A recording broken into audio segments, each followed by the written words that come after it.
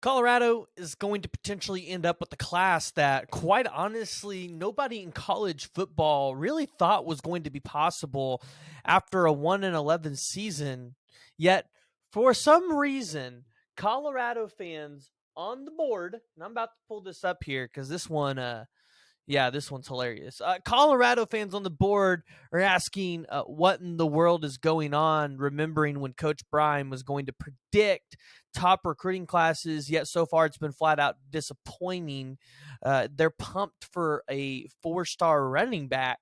But outside of that, there's nothing to be excited for. And when I read posts like this, I'm like, how long is it going to take for y'all to run off Coach Prime? But let's go ahead and let's talk about it. But before I get into it, please go ahead and hit that like and the subscribe button. Let me know what you guys are thinking down in the comments below. And where do you guys think Colorado's class is going to realistically end by the 2023 cycle? So, early national signing day is tomorrow. And there's a lot of players that are expected to sign for Colorado. Colorado's already got their list of transfers coming in. They've got their list of recruits that have committed since Coach Prime has announced that he's going to be there.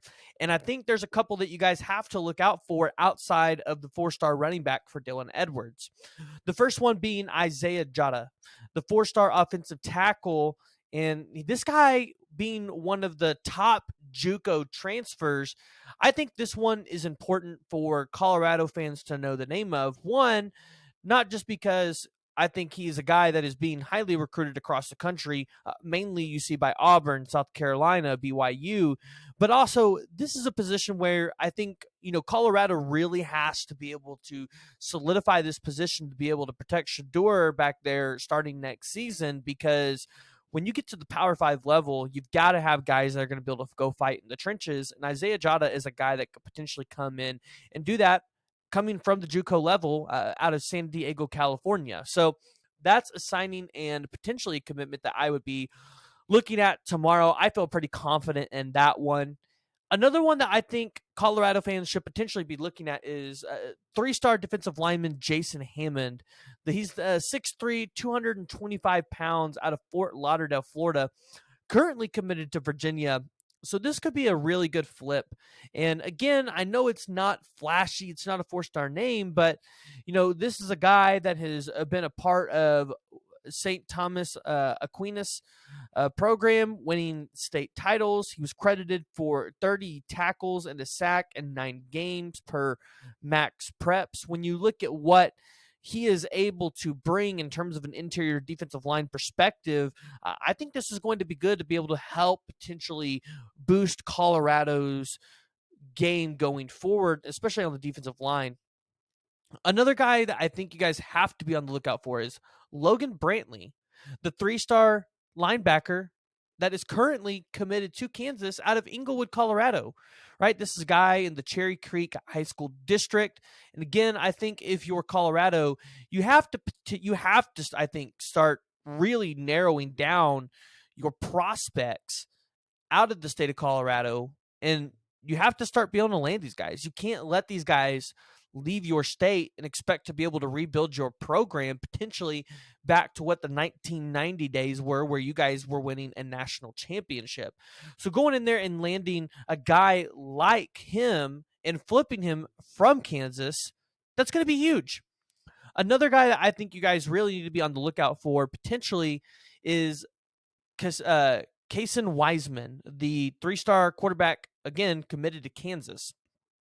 This is a guy that is out of Douglasville, Georgia.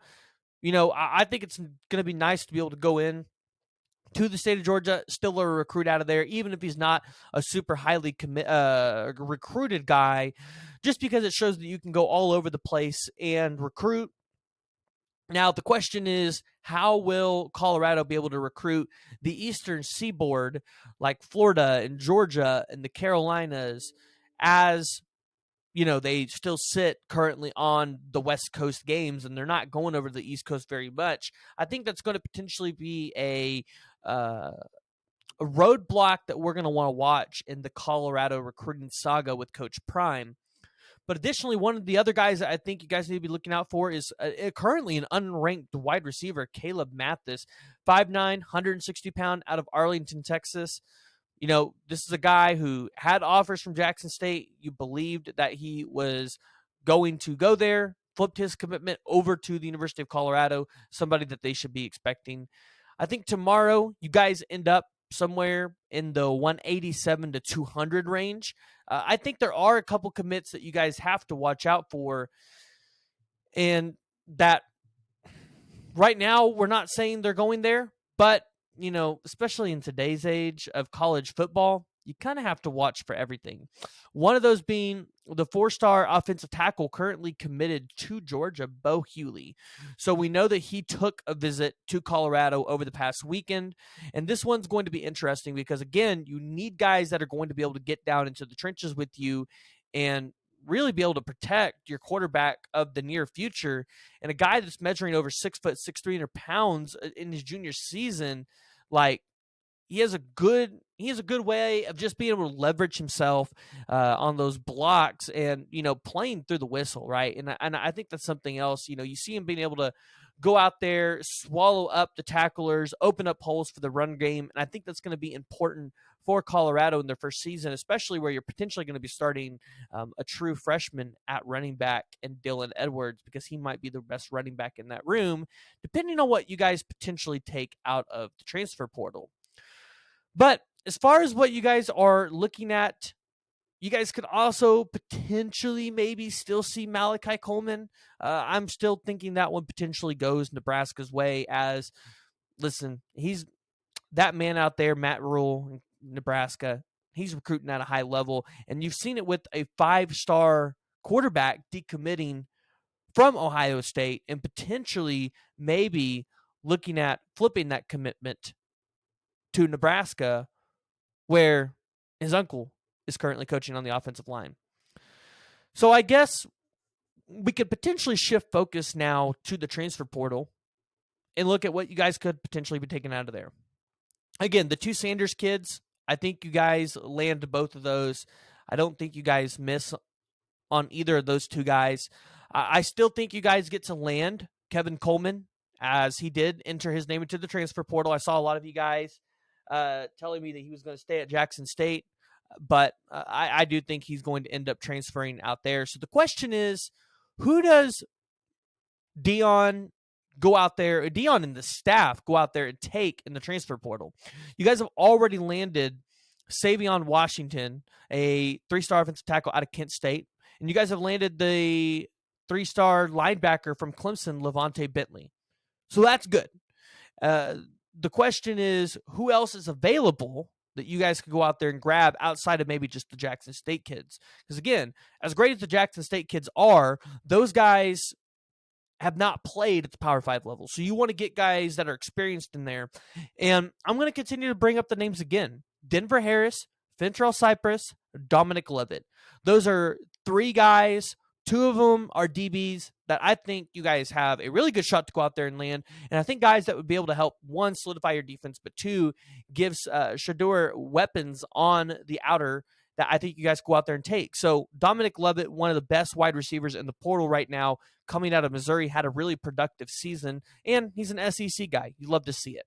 Again, on the cornerback, you could take Fentrell Cypress and Denver Harris, put one on the right side, put one on the left side, and there you go, especially if you guys are not able to retain Travis Hunter from Jackson State, which, again, I know you guys think I'm crazy, but read between the lines. If I'm telling you this and everybody else is telling you this, there's probably some smoke to Travis Hunter potentially wanting to explore and shop his options and make sure that he is making the right college decision.